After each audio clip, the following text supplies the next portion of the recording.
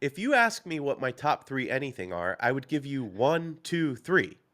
But you would give it 3, 2, 1 and to build anticipation. We're doing a show here, Eric. Crazy.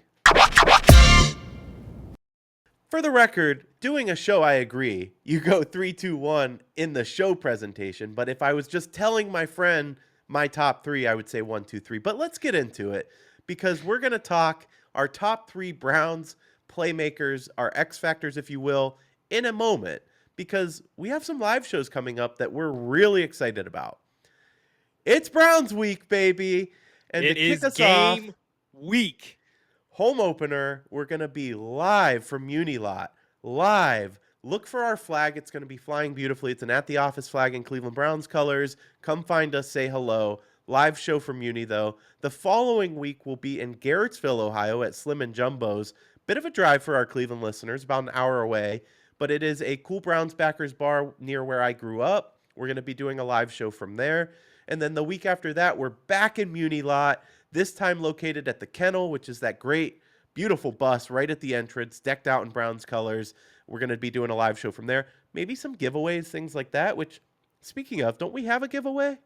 We do have a giveaway. We are running an awesome giveaway to commemorate the start of Browns season. We are giving away a Browns jersey, your size, your favorite player.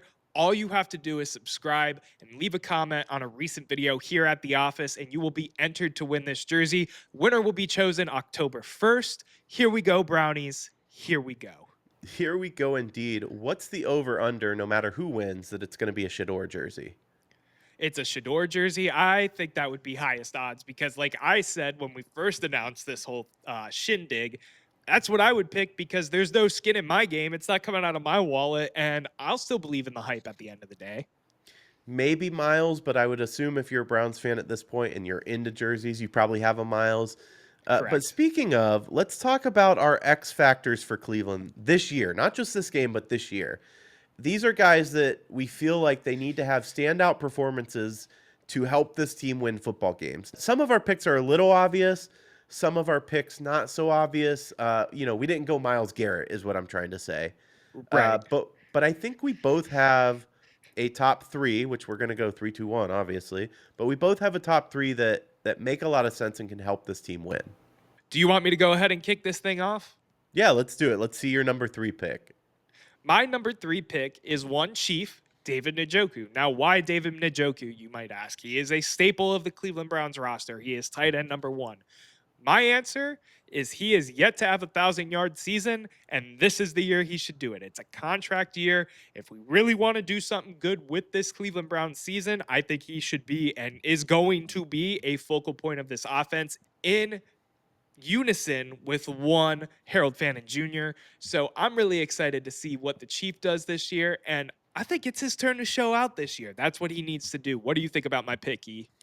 I like the pick. I almost picked Harold Fannin Jr.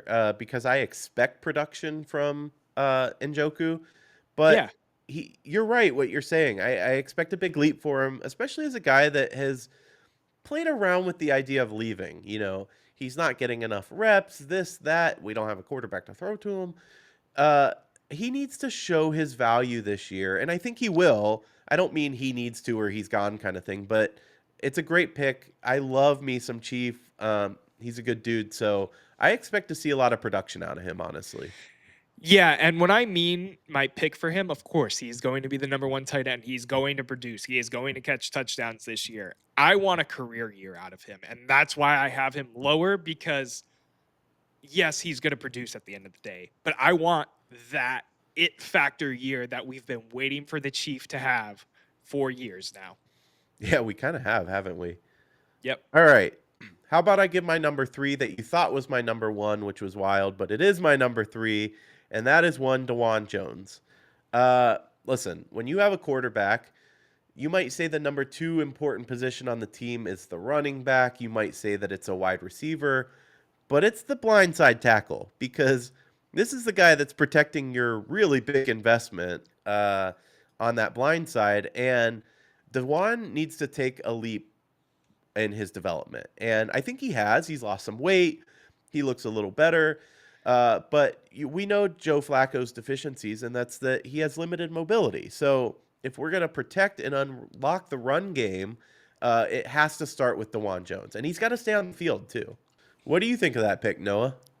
I am a big fan of it as a former offensive lineman. He is my O lineman to watch this year. I think they have a lot of faith in DeJuan to finally be able to take that step to be a quality starting tackle for an NFL team with the weight loss, with everything that has gone into his career thus far. It's a question about if he will stay healthy and if he can continue to compete. We saw it in preseason. They had him play a little extra, a couple more snaps than you would expect.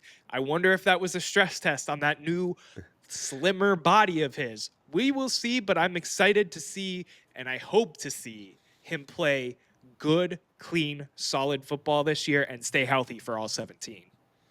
I will say, just as a quick addendum, you said clean football. I really hope that we see the penalty-free Dewan, because we know what the other Dewan looks like, and that's not fun to watch. My former offensive line coach, great man, Brian Kuzer, said it best. If you're not cheating, you're not trying. So as long as he's cheating and getting away with it, I'm totally fine if it's not clean football. Well, get away with it then. Noah, I want to hear your number 2 pick. Who do you got sitting in that spot as the guy to look out for? The next guy I have to look out for the Cleveland Browns is one fifth overall pick, but he's my number 2 pick, Mason Graham. Now, I have high hopes for this guy. He's looked awesome through camp. I think he's going to be dominant next to Myles Garrett on that defensive line. But I picked him because you're talking about a position that doesn't normally get picked at the draft status in which he did. And he has a lot to live up to. There was a trade involved, this, that, and the third. I really want to see him live up to his status and be a force in that interior defensive line. He is someone I'm looking for, and I think he needs to show out this year. What do you think about my pick, E? I like this pick. Going with some rookies, which is exciting. Listen, he looks good so far in preseason. Everything that we see from him, obviously being fifth overall. If I'm not mistaken, we were all a bit confused when we took him fifth overall. Nobody kind of expected that pick from Cleveland fandom, if you recall. I leaned to it a little bit. He did take a top 30 visit. And when they traded down, I thought that was the one that was going to make sense. They didn't take a visit with Genty at all. So normally, when you're not taking visits with a guy and you're talking about your top pick, it Yeah. points and tells to a sign. I mean, we also thought on our live show that it might be Shador, and that's the route they took. But we saw how that panned out. Here's what I really like about Mason Graham is he has exceptional leverage, and a relentless motor. He's a guy that can explode blocks and collapse the pocket, and he's got a high football IQ. I think there's a lot of upside with that pick, and he'll serve us well. This defense is going to be scary. The lines of this Cleveland Browns team are the bread and butter of this team. That's what it seems like with how much they're leaning on rookie running backs. I mean, we already know what this Browns defense can be. We saw it in 23. I hope to see it in 25. What did you pick for number 2, my friend Erik? My number 2 is another rookie, which is Dylan Sampson. Went a bit different of a direction, obviously, with the offense, but he is one of just 3 backs at the moment on the roster. They added a back last week, obviously, but he is the feature guy. He brings speed. He brings explosiveness. He is a great change of pace spark who will be probably the one guy for the foreseeable future. The question is, can he keep defenses honest and can he handle pass protection in those tough inside runs? That's to be seen still with him, but I think that Sampson is going to be a hell of a back for us, honestly. Yeah, and with everything looming with Quinshawn Judkins, I'm really curious to see what one Dylan Sampson can do for the Cleveland Browns. I love this pick. Might add that real quick. I love this Thank you. pick because he's going to be the featured back. And he runs like a big body back despite being a smaller frame guy. So I'm really curious to see if he can live up to his stout nature, everything that he did in the SEC for Tennessee last year. It remains to be seen, but it seems like the coaching staff is big fan of this guy, considering they let him take the first running back reps in that first preseason game. Yeah, and I think you would have known that the coaches were a little hesitant if they had kept Pierre Strong on this roster. They didn't for a reason, and I'm not saying that they should have. You and I both talked at length about how we didn't really like Pierre Strong, but it says all that you need to know that at the time they had only kept when they cut down two running backs, and the fact that the rookie obviously he was going to make it, but they feel pretty good about him. Yeah, they do feel pretty good about him indeed. Can I tell you my number one pick? I It is can't a wait. fan favorite. It is one Aiden Huntington. Now, this might seem like a weird pick because he's a back end of the roster guy, but his importance to potentially the offense as the fullback, to special teams, and in situations, maybe not this year, but as the year continues and as his career continues on the interior of that defensive line, he showing out is only going to bode more success for the Cleveland Browns. He is a high motor guy. The story came out last week about how he went to Texas to hang out with Myles Garrett, and Myles Garrett let him stay at his house. He is a hard worker. He fits the Cleveland blood, sweat, and tears narrative that we as Cleveland fans love to see. And maybe I put him at number one because I'm really excited to see him show out, but I need to see him show out this year. Yeah, again, we said it, or I said it. This defense is going to be scary. He was productive in the preseason. I mean, he showed out immediately, like you're saying, Yeah. from early training camp. Even he's a third down guy. He can disrupt third downs. We saw that in the Rams game. I like this pick a lot. I know you're really high on the guy, but he's that like lion in the room kind of mindset. He's another guy that has a high motor. He's flexible in where you line him up, and he gives you production. So, uh, beating the odds as the UDFA as well is just a great story, and I'm excited to see where he continues to go. Yeah, I'm excited to see where he goes as well. He is the best story on the Cleveland Browns roster. Uh, so on and so forth. Just being a UDFA that made it. He had a cup of tea in Kent. He knows the area. Obviously, he finished at Tulane, but I am excited to see what this guy has in store for us this season and, of course, seasons beyond, hopefully, as well. Erik, what is your number one pick for Browns that need to show out in the 2025 season? Yeah, my number one pick's a bit of an obvious one. I went with an easy pick here. But this is where the Browns have struggled since 1999, and that's at quarterback. It's Joe Flacco. You're putting the offense in his hands once again, and he is and will be the difference between chaos and control. Flacco needs to be a game manager. We've talked about this a little bit before, but he's got to limit turnovers. And if he can do that and hit some of his throws, I think he gives Cleveland a pretty good chance to win games, especially with our defense. But the key here is we've got to keep our defense off the field. You can't do that if you're going 3 and out every single time because I don't care how good of a defense you are. It could be that uh, Denver Broncos Super Bowl winning defense that carried a very aging Peyton Manning to another ring. If you keep them on the field, they're going to get gassed and they're not going to give you what they have. Um, Joe Flacco's got to run this offense and be a spark for us. Yeah.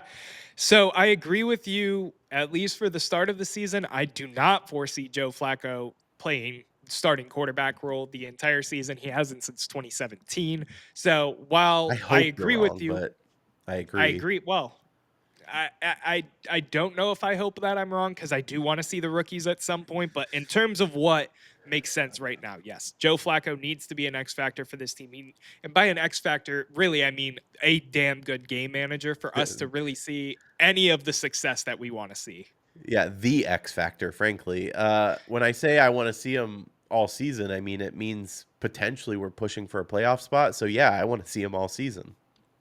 Yeah, it will remain to be seen. The Joe Flacco storyline as we continue throughout this Cleveland Browns season that starts this Sunday, and I cannot wait, is going to be a fun one to watch because how long is he going to play? When is Dylan Gabriel going to knock on the door? When is Shador Sanders going to knock on the door? When is a potential another practice squad running back like Bailey or running back quarterback like Bailey Zappi that just got signed not too long ago to the practice squad going to knock on the door because we know how the carousel at quarterback for the Browns work.